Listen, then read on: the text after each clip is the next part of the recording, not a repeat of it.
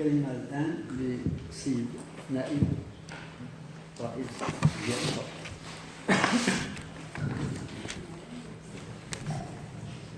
بسم الله الرحمن الرحيم، والصلاة والسلام على أشرف المرسلين وعلى آله وصحبه أجمعين. السيد رئيس الجلسة، السيد رئيس الجمعية المغربية للقانون الدستوري، السيد عميد كلية الحقوق، السادة الأساتذة، السادة الطلبة المحترمين، كل باسمه وبصفته،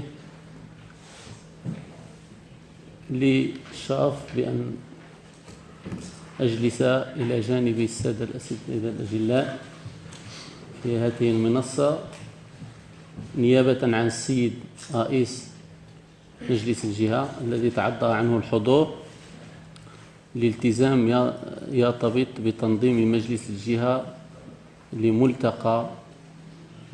جهوي حول اليوم العالمي للماء، وبالتالي تعذر عنه الحضور. فنيابة عنه أتناول هذه الكلمة المقتضبة لأؤكد لكم جميعا أننا اليوم في مجلس الجهة نعتز بالحركية العلمية التي تزخر بها جامعة محمد الأول باعتبارها تنظم زخما أو عددا هائلا من الندوات العلمية التي تندرج في سياق البحث العلمي. ونتطلع في مجلس الجهة على أن تكون لنا الصدى وطنيا في دعم كل ما يرتبط بالبحث العلمي. كما قلنا سابقا لدينا اتفاقية شراكة، وبرغم كون المجلس عقد اتفاقية شراكة مع رئاسة الجامعة محمد الأول، والتي يوجد دعم البحث العلمي في شق منها، فهو المجلس اليوم يتدخل في كل ندوة ويعتبر داعما رسميا لهذه الندوات. وبالتالي فأملنا أن نصبح على المستوى الوطني الجهة الأولى التي تدعم البحث العلمي. اسمحوا لي ونحن كمنتخبين نحضر إلى جانب السادة الأساتذة في موضوع رئيس الدولة ورئيس الحكومة تحليل دستوري وسياسي لثنائية مؤسساتية في الدستور المغربي. أكيد أنه لا يمكن لنا أن نقول في هذا الموضوع شيئا أمام أهل الاختصاص، وكل ما يمكن أن نساهم به فقط من موقعنا كمتتبعين كمتتبعين من داخل مؤسسة الجماعات الترابية التي تعتبر بدورها فاعلا أساسيا في المشهد السياسي والتنموي لبلادنا. فهذا الموضوع نعتبره ذات أهمية إبان الفترة التي تمت برمجته، حيث أنه بلغ إلى علمنا منذ ما يزيد عن 20 يوم أنه هناك حديث على برمجة ندوة علمية في هذا الموضوع،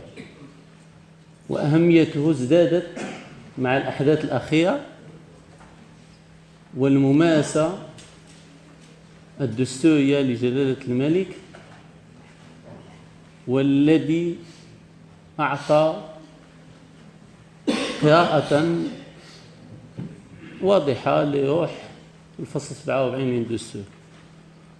فأكيد أنه هذه الندوة في هذه اللحظة ازدادت أهميتها بهذا الحدث، ونحن نعتبر أنها ندوة علمية لتحليل موضوعي دقيق للقراءة الأخيرة للفصل 47 التي من خلالها صدر البلاغ الديوان الملكي وعمل جلالة الملك على تعيين رئيس حكومة جديد من الحزب الذي تصدر انتخابات. فهو اليوم أمام نحن اليوم أمام قراءة جديدة وضعت حد لمجموعة من القراءات أظن وحسب الشخص المتواضع، القراءة المتعلقة بما يسميه بعض الفقه الدستوري بالعوف القائم بذاته والمستقل فيما يتعلق بتعيين زعيم الحزب السياسي الذي تصدر انتخابات، وبالتالي فالتراجع عن هذا المبدأ هو تراجع دستوري واضح وصحيح. ثم ما يتعلق برد على الممارسة الشكلية لمؤسسة الملكية في تعيين رئيس الحكومة،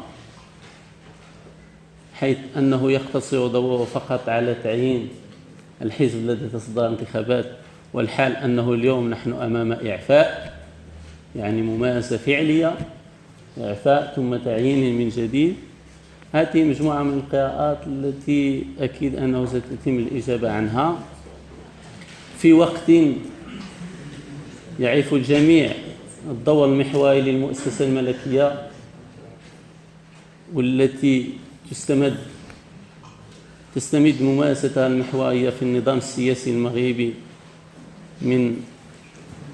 الشرعية التاريخية، باعتبار المؤسسة الملكية سابقة عن منصب وزير، وأن الوزير تاريخيا أحدث من أجل خدمة الحاكم. ثم ما يتعلق أيضا بالشرعية الدينية اعتبارا لإمارة المؤمنين والفصل 41 الذي أعطى أن الملك هو الذي يترأس المجلس العلمي الأعلى، وأن المجلس العلمي الأعلى هو الجهة الوحيدة التي يمكن لها أن تثبت في الشق الديني، إضافة إلى الشرعية السياسية والدستورية والثقافية أيضا، لأنه اليوم المغاربة جميعا يعتبرون أن الملكية هي السبيل الوحيد والأوحد من أجل ضمان الاستمرار والاستقرار. هذه الشرعية هي التي تجعلنا اليوم نتساءل هل هناك توازن بين السلط، بين رئيس الحكومة وأكيد أننا سنتابع أشغال الندوة للحصول على إجابات في هذا الموضوع، التوازن بين السلط بين رئاسة الحكومة ورئاسة الدولة، وهل هناك تنافسية فعلا، خصوصا وأننا نرى أن المؤسسة الملكية تقوم بدور منقذ في مجموعة من المحطات. مثلا القرار الملكي رامي إلى فتح بحث دقيق ومعمق في وضعية ملعب مولاي عبد الله بعدما تقاعست الحكومة آنذاك، وأيضا التعليمات رامية إلى إعفاء المندوب العام لإدارة السجون على خلفية ملف العفو. مجموعة من الأحداث ننتظر اليوم إجابة فيها، هل سنكون أمام توازن سلط فعلا أم أمام دور محوري للمؤسسة الملكية؟ وهذا يدفعنا إلى القول أيضا أننا اليوم أمام دستور متقدم نسبيا في العلاقة مع الدساتير الأولى، مثلا دستور 62 واللي كانت فيه اختصاصات مباشرة للملك في تعيين الوزراء، ثم تطورات اللي جات في الدستور 92 الذي اعتبره الفقه الفرنسي بمثابة التطور، ثم الصلاحيات. الآن نتمنى إذن من خلال ندوتكم هذه والتي سنتابعها أن نتلقى إجابات. نتمنى لكم التوفيق والسلام عليكم.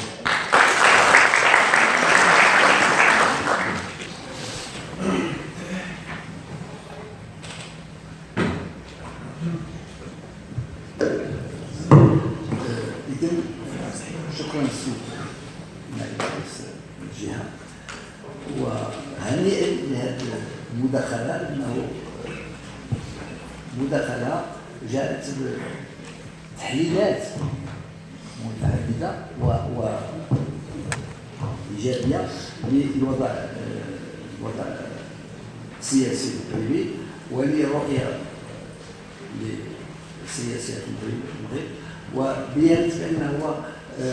الأطر التطبيقية للعمل السياسي تهتم بالقراءة